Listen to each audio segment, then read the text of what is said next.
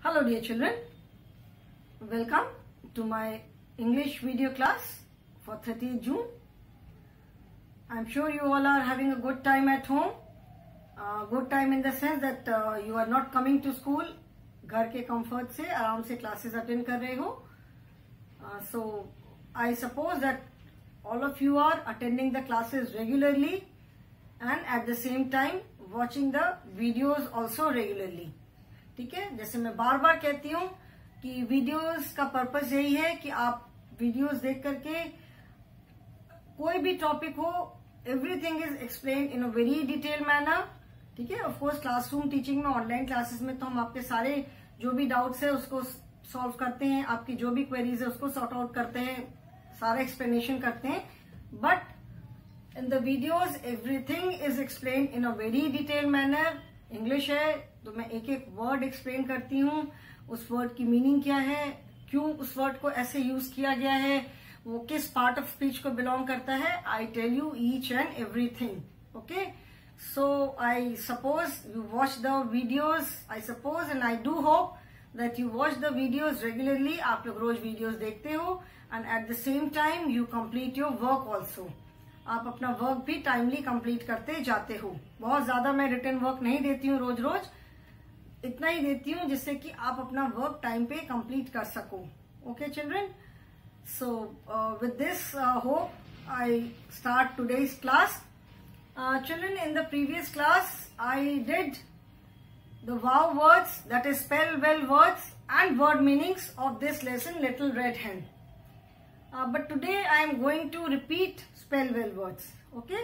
आज मैं spell well words repeat करने जा रही हूँ because maybe many of you may not have seen maybe absent. कल बहुत सारे हो सकता है कोई absent हो. मुझे ऐसा I felt that I should repeat those words once again because there are many words. थोड़े ज्यादा words है इस बार. Lesson is slightly longer, तो words थोड़े ज्यादा हैं. So I thought I will again repeat those words. कि अगर किसी को previous class में नहीं समझ में आया हो तो आज की क्लास में आप अच्छे से उसको समझ लोगे. ठीक है? So I will again write spell well words today, but you don't have to write it twice.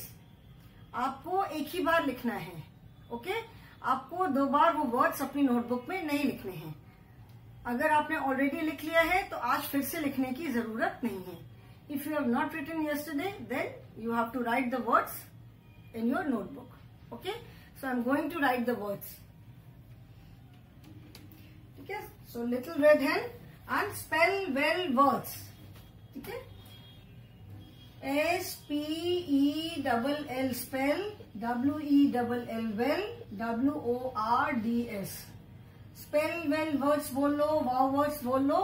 ये वर्ड्स लिखवाने का हमारा एम ये होता है कि some of these words may be new to you. इसमें से कुछ वर्ड्स से आप फेमिलियर होंगे, but with some words you may not be so familiar. हो सकता है इनमें से कुछ वर्ड्स से आप फेमिलियर ना हो, आपके लिए वो वर्ड्स न्यू हो. ठीक है, तो इसीलिए वो मैं वर्ड्स लिखती हूँ. एंड वर्ड मीनिंग में तो हम वर्ड्स की मीनिंग में बताती हूँ, but when I right these words, जब मैं स्पेल वेल वर्ड्स लिखती हूँ तो इसमें भी मैं हर एक वर्ड की साथ साथ मीनिंग एक्सप्लेन करती चलती हूँ. ठीक है, उसकी स्पेलिंग एंड उसका प्रोनाउंसिएशन, ठीक है, एंड उसकी मीनिंग भी मैं बताती चलती हूँ साथ में. Okay, so children, the first word is L-A-Z-Y, lazy. L-A-Z-Y. ठीक है, sound of Z is Z, lazy. Okay, lazy का मतलब क्या होता है? लेजी मीन्स बहुत आलसी. हिंदी में आलसी वर्ड से सब फेमिलियर होंगे, सब जानते होंगे.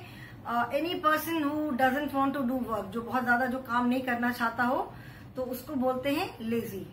अगर if you see in this lesson all the three animals were lazy. ठीक है, the dog was lazy, the cat was sleepy, the duck was noisy. But if you see, तीनों ने सारे काम करने से रिफ्यूज कर दिया. तीनों काम नहीं करना चाहते थे. So in a way all three of them were lazy. Not only the dog. सिर्फ डॉग लेजी नहीं था, शायद डॉग ज्यादा लेजी था इसलिए उसके लिए बोला lazy dog, but otherwise all the three animals were lazy, क्योंकि तीनों में से कोई भी काम नहीं करना चाहता था. नोबडी वांटेड टू वर्क, सबने रिफ्यूज कर दिया, तो all three of them were lazy. So lazy means आलसी, and lazy is a describing word. ठीक है, describing word that is जिसको हम ग्रामर में एडजेक्टिव बोलते हैं. अभी जब ग्रामर में पढ़ेंगे तो आगे हम पढ़ेंगे lazy means आलसी and lazy is an adjective. It is a describing word because it tells about the nature of someone. किसी के describe का मतलब होता है वर्णन करना, कुछ बताना. तो describing words जो होते हैं, describing words are the words which tell us something about any naming word. ठीक है, since इस लेसन में हमने पढ़ा lazy dog, sleepy cat, noisy duck, little red hen. So these are describing words. That is why I am telling you. ठीक है, तो describing words जो होते हैं वो जो naming word का मतलब है जो नाम बताने वाले words होते हैं. तो hen, duck, dog, ठीक है, cat, these are all naming words. ये अलग अलग animals के नाम है. तो जो किसी भी नेमिंग वर्ड की कुछ क्वालिटी के बारे में बताते हैं. मे बी कोई पर्सन है, कोई एनिमल है तो उसका नेचर है, कोई चीज है तो कोई देखने में बहुत सुंदर है या बहुत खराब है देखने में, उसकी स्मेल कैसी है, कलर क्या है, शेप कैसा है. जो वर्ड्स उसकी किसी भी क्वालिटी के बारे में बताते हैं, they are known as describing words. So lazy is a describing word because it tells us about the nature of the dog. Lazy dog means dog was very lazy. Okay, now second word is sleepy. S-L-E-P-Y, sleepy.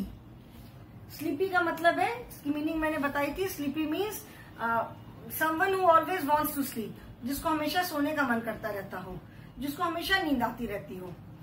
So now this word sleepy, S-L-E-E-P, sleep and why sleepy. ठीक है, तो sleepy is also a describing word. ठीक है, sleepy भी एक describing word है because it tells us about the nature of the cat. Sleepy cat. Cat is a naming word. Cat is बिल्ली. Cat is a naming word. तो ये जो word है sleepy वो हमें इस लेसन में कैट के नेचर के बारे में बता रही है. स्लीपी कैट मतलब the cat always wanted to sleep. So sleepy is again a describing word और एन एडजेक्टिव. अभी एडजेक्टिव आप बाद में याद रखना. अब you just remember describing word. ठीक है, DESCRIBING, describing words. Fine. So describing मतलब बताने वाला, वर्णन करने वाला. So sleepy is also a describing word because it tells us about the nature of the cat. Then third हमने पढ़ा था noisy, NOISY, noisy. Noisy word कैसे बना है? From noise, NOISE. नॉइज मतलब क्या होता है? नॉइज माने बहुत शोर करना. The teacher says that children don't make so much of noise. इतना शोर मत करो क्लास में, बहुत ज्यादा हल्ला हो रहा है. सो NOISE, इसे बोलते हैं ना रोड पर से, सड़क से बहुत आवाज आ रही है, there is lot of noise. तो नॉइज मतलब शोर और नॉइजी मतलब बहुत ज्यादा शोर करने वाला, जो भी बहुत ज्यादा शोर करता है. ठीक है, so in this lesson the duck was noisy जो because she use to talk a lot, बहुत बात करती थी. ठीक है, मीनिंग जैसे वर्ड मीनिंग में हमने पढ़ा ना कि one who talks a lot. तो जो बहुत ज्यादा बात करेगा, जो सारे टाइम बात करता रहेगा, सारे टाइम बोलता रहेगा, तो नॉइज तो होगी, शोर होगा. तो नॉइजी का मतलब है शोर करने वाला. Okay, so noisy is also a describing word because noisy tells us the nature of the duck. What was the nature of the duck? What kind of a duck? What was the nature of the duck? Duck कैसी थी, कैसा उसका nature था? The duck was very noisy, बहुत शोर मचाने वाली थी. So noisy is also a describing word. Okay. Then grains. 1, 2, 3, 4. GRAINS. Grains. Grains का मतलब क्या है? दाना. दाना किसी भी चीज का दाना हो सकता है. Grains of rice, grains of wheat. ठीक है, तो grains GRAINS, grains. Grains that is plural. एक दाना तो नहीं था, उसको कुछ दाने मिले, grain, grains. GRAINS, this is plural. अभी हमने बॉक्स ऑफ क्रेयॉन्स में सिंगुलर एंड प्लूरल पढ़ा. Singular means when something is one and plural means when something is more than one. तो grains that is plural and it is a naming word. Singular plural किसका होगा? Only for naming word. जिन चीजों को हम count कर सकते हैं, जो नेमिंग वर्ड्स होते हैं उनको हम काउंट कर सकते हैं, जिन चीजों को. सो इधर दे विल बी वन और मोर देन वन, कोई भी जो काउंट कर सकते हैं, किसी भी जिस नेमिंग वर्ड को हम काउंट कर सकते हैं. Like milk. Milk is also a naming word, but we do not say milks. Milk is always milk because we can not count it. ठीक है, जिस चीज को हम काउंट नहीं कर सकते दैट इज ओनली, मतलब we consider it as singular only. ठीक है, जैसे राइस है, राइस के ग्रेन्स को हम काउंट नहीं कर सकते. So rice is always rice, give me some rice. तो जिन नेमिंग वर्ड्स को हम काउंट कर सकते हैं वो या तो वन होंगे या वन से ज्यादा. तो ग्रेन्स जो वन से ज्यादा होते हैं, ऐसे ऐड किया हमने grains, and this is a naming word. Okay, grains माने दाने. Then next word is resting. The duck was resting near the pool. RESTING. Okay, resting. Rest करना. मैं बहुत थक गया हूँ, I want to rest now. ठीक है, I want to take some rest. थक गया हूँ, क्लास कर करके बहुत थक गया, अब थोड़ा सा रेस्ट करेंगे. ओके, सो रेस्ट मीन्स आराम करना. ठीक है, आराम करना क्या है? This is an action. This word rest it tells us an action. ठीक है, ये हमें क्या बताता है? This word tells us an action. ठीक है, तो रेस्टिंग क्या है? This is an action word और verb. This is an action word और वर्ब. ओके, जैसे मैंने बताया था ना कि any word which tells us about any kind of work. कोई भी वर्ड जो हमें काम बताते हैं कि क्या काम हो रहा है, दे आर एक्शन वर्ड्स या वर्ब बोलते हैं. तो resting is an action word. Because जैसे मैं कहती हूँ ना कि क्लास जब खत्म होती है तो I tell you okay take some rest, take a break, have something. जिस दिन 11 o'clock के बाद क्लास नहीं होती है तो मैं बोलती हूँ ना कि अच्छा आज तक कोई क्लास नहीं है, now you can take a rest, now go have some rest. Okay, तो रेस्ट मतलब आराम करना. The duck was resting near the pool. That is duck pool के पास रेस्ट कर रही थी. ठीक है, जैसे like I was resting, my grandma is resting, आराम कर रही है. Okay, so this is an action word. Then sixth word is mill. MILL. Children, why M I writing? आप लोग सोचोगे कि मैम ने ये वर्ड्स तो लिखवा दिए, फिर से क्यों रिपीट कर रहे हैं, फिर से क्यों लिखवा रही है मैम ये वर्ड्स? बिकॉज आई फेल्ट कि वर्ड्स की स्पेलिंग के साथ साथ उसका प्रोनाउंसिएशन और वो वर्ड किस पार्ट ऑफ स्पीच को बिलोंग करता है वो भी मुझे बताना चाहिए. Okay, that is why I am repeating this and I will repeat the word meanings also. मैं वर्ड मीनिंग्स भी रिपीट करूंगी. फाइन, इसके बाद में वर्ड मीनिंग्स भी रिपीट करूंगी. You will have to write only once. आपको नोटबुक में सिर्फ एक ही बार लिखना है these spell well words and word meanings. You have to write only once. ठीक है, नोटबुक में रिपीट नहीं करना है. Now seventh word is fresh. Mill is okay, mill is a naming word. Mill क्या है? एक नेमिंग वर्ड है because it is the name of a place. Mill is a place. जैसे मिल, फ्लावर मिल होती है, आटा चक्की जिसको बोलते हैं ना, आटा की मिल होती है जहां पे व्हीट लेकर जाते हैं और आटा पीसते हैं, आटा पिसवाते हैं. So mill is a place. This is a naming word. Then next word is thresh. THRESH. Thresh. ठीक है, thresh is a process in which grains are separated from the plant. Thresh जो है, थ्रेश करना एक process है, एक तरीका है जिसमें कि प्लांट्स में से ग्रेन्स को अलग करते हैं. Now here just one plant was there, तो हैंड ने अपने आप कर दिया. जब बहुत ज्यादा पूरी क्रॉप होती है तो थ्रेशिंग मशीन होती है. ठीक है, मशीन के थ्रू करते हैं. तो थ्रेश इज एन एक्शन. ठीक है, thresh in threshing machine. So this is an action. So thresh is a verb. It is an action word because it tells us a kind of work which is being done. एक तरह का काम बताती है जो कि काम हो रहा है. So thresh is an action word. Okay. Then thresh के बाद है next is buried. BURRIED. Buried. Okay. Buried मैंने बताया था. The main word is BURRY. Bury. Bury means मिट्टी में दबा देना। जैसे कई बार आप लोग होते हैं ना, छोटे होते हैं, दांत जब टूटते हैं तो दांत टूटते हैं तो आप ले जाके उसको मिट्टी में दबा देते हो एंड यू से कि टूथ फेरी आएगी और मेरा दांत ले जाएगी। ठीक है, आप लोग पता नहीं करते हो कि नहीं, we use to do it, कि दांत को मिट्टी में दबा देते थे। BURRY, बरी, बरी मीन्स दबाना। सो BURRIED, buried is the past form of the word bury। ठीक है, the hen buried the grains in the soil। So buried मतलब दबाना। This is the past form। This is again an action word। एक difference याद रखना बेटा, जो naming words होते हैं, ठीक है, the words which tell us the name of anything, वो या तो सिंगुलर होते हैं या प्लूरल होते हैं। और जो एक्शन वर्ड होते हैं, ठीक है, they are used either in present form और पास्ट फॉर्म और फ्यूचर टेंस। मतलब जो एक्शन वर्ड होते हैं उनको यूज करते हैं टाइम बताने के लिए कि कब काम हुआ। नाउ व्हेन वी से बरीड, बरीड मीन्स कि काम ऑलरेडी हो चुका है। ठीक है, सो एक्शन वर्ड से हमें पता चलता है कि काम अभी होना है या अभी हुआ है, अभी थोड़ी देर पहले हुआ है, हो चुका है। We get to know the time कि कब एक्शन हुआ। ठीक है, एंड जो नेमिंग वर्ड्स होते हैं they tell us the number. Number if it is 1 then singular and if it is more than 1 तो we know that it is plural, मतलब इट इज मोर देन 1। अभी exact number हम नहीं कह सकते।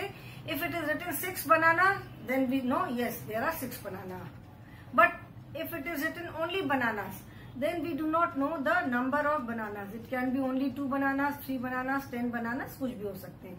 but एक इतना हमें पता होता है कि yes it is more than 1। okay, so this is the difference between naming words and action words। then next word is buried के बाद है flour, FLOUR। Flower is again a naming word. Flower का मतलब मैंने बताया था, आटा के लिए भी यूज होता है और मैदे के लिए भी यूज होता है। आटे से भी मम्मी रोटियां बनाती हैं, पराठे बनाती हैं, पूरी बनाती हैं, मैदे से भी पूरी बनती है, बहुत सारी चीजें बनती हैं। तो फ्लावर नॉर्मली मैदे के लिए बोलते हैं और आटे के लिए व्हीट फ्लावर बोलते हैं। बट वेदर इट इज आटा और मैदा makes no difference, it is a naming word, क्योंकि ये किसी एक चीज का नाम है। Okay, then next is grinding। next word is GRINDING, grinding। grinding का मतलब क्या है? grinding माने पीसना, ग्राइंड करना। ठीक है, ग्राइंड समथिंग मतलब किसी चीज को पीसना, पीस करके एकदम फाइन पाउडर में बना देना। ठीक है, तो जैसे व्हीट ग्रेन्स को ग्राइंड करके आटा बनाते हैं या मैदा बनाते हैं। So grinding is also an action word because it is also, it tells us an action। ठीक है, grinding, grinding मतलब पीसना। grinding मशीन अगर है तो it is a naming word because वो हमें एक चीज का नाम बता रहा है। grinding is an action word because it tells us an action। okay, grinding। then next is 11th word is after grinding baked, BAKED, baked। baked as I told you, baked is a form of cooking। ठीक है, तो baked भी हमें एक action बता रहा है। the hen baked the bread, my mother baked a cake, मेरी मम्मी ने एक केक बनाया। ठीक है, जैसे आप बोलते हो my mother cooked delicious food for me, mummy ने मेरे लिए बहुत अच्छा खाना बनाया। तो cook का मतलब है खाना बनाना। baking is also a type of cooking only where dry heat is use, यहाँ पे आग नहीं जलाते, जो इलेक्ट्रिसिटी से हीट मिलती है उससे बनाते हैं। This is a form of cooking only. This is also an action word. ठीक है, baked, the word is BAKE, bake. ठीक है, and since it is use in past tense so it is BAKED, baked. Past tense में use किया है, that is why it is baked. Okay, so baked is an action word और verb. Next word is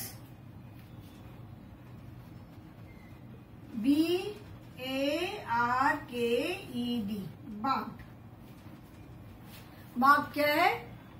barking is the sound which a dog makes। जो dog की जो sound होती है that is barking sound। ठीक है, उसको क्या बोलते हैं? barking sound बोलते हैं। तो bark is a naming word as well as an action word. When we talk about sound of dog bark, then it is a naming word. And when we say the dog barked at the stranger, stranger को देख करके, अजनबी को देख के dog जोर जोर से भौंकने लगा. The dog barked at the stranger. The dog barked loudly. तो जब हम इस कॉन्टेक्स्ट में bark वर्ड यूज करते हैं, then it is a naming word. ठीक है, तभी क्या, sorry, then it is an action word because it tells us the action of the dog. Okay, children. Now write these words first, and then I will write rest of the words.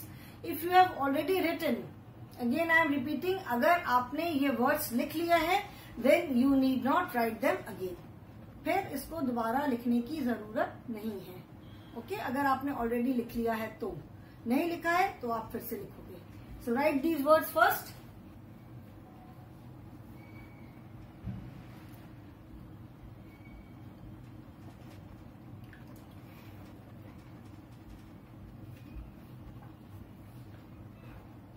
Written. Children, I will not rub these words because बहुत ज्यादा words अभी नहीं बचे हैं.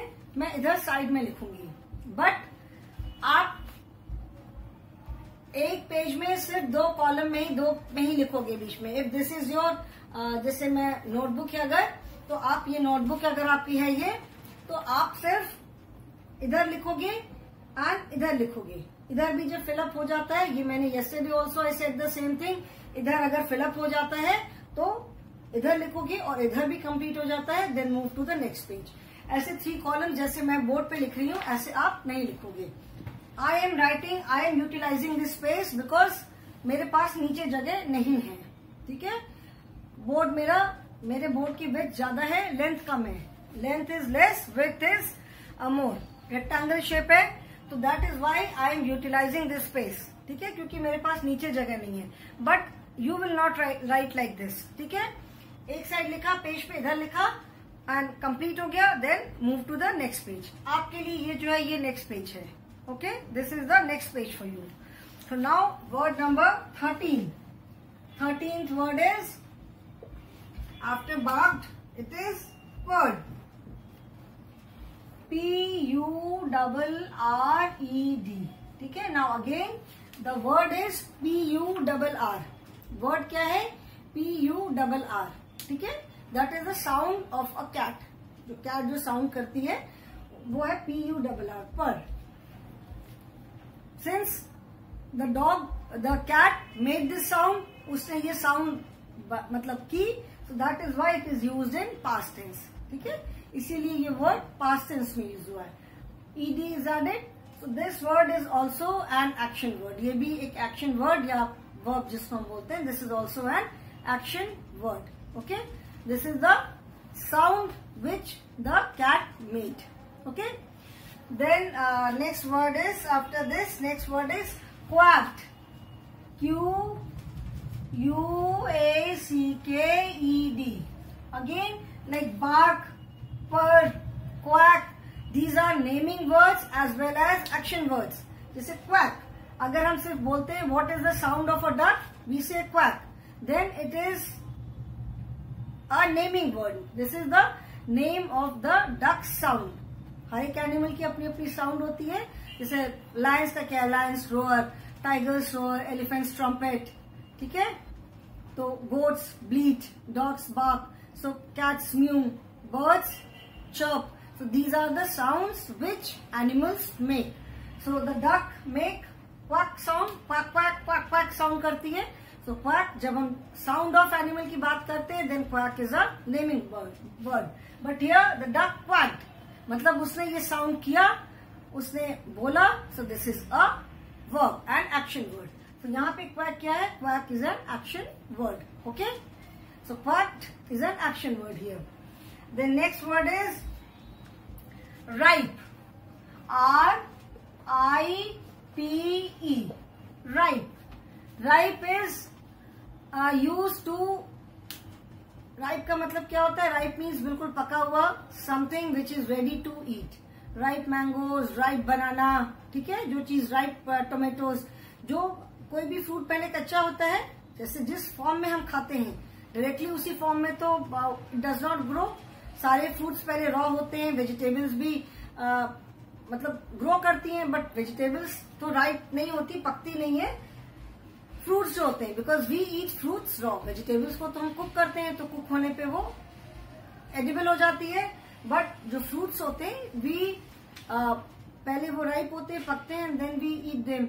तो ripe mangoes, ripe banana, ठीक है, ripe jackfruit. तो ripe means when something is fully grown, मतलब पूरी तरह पक गई है, when it is ready to be eaten. तो ripe is a describing word, ठीक है, ripe is a describing word because it is telling us the quality of that fruit, उसका वो कैसी है, उसका एक टाइप, उसकी क्वालिटी बता रही है। रॉ मैंगो और राइप मैंगो, कच्चा आम है raw mango is used for making chutney, pickles, ये सारी चीजें बनाने के लिए यूज होता है। राइप मैंगो हम खाते हैं, it is use to make mango shake, I am sure सबके घर में मम्मी बनाती होंगी, ठीक है। तो ripe is a describing word, fine. Then next word is swimming,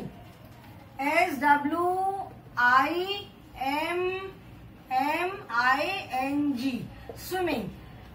Swimming comes from the word swim, SWIM, swim का मतलब क्या है, तैरना, ठीक है। swim मतलब क्या है, तैरना।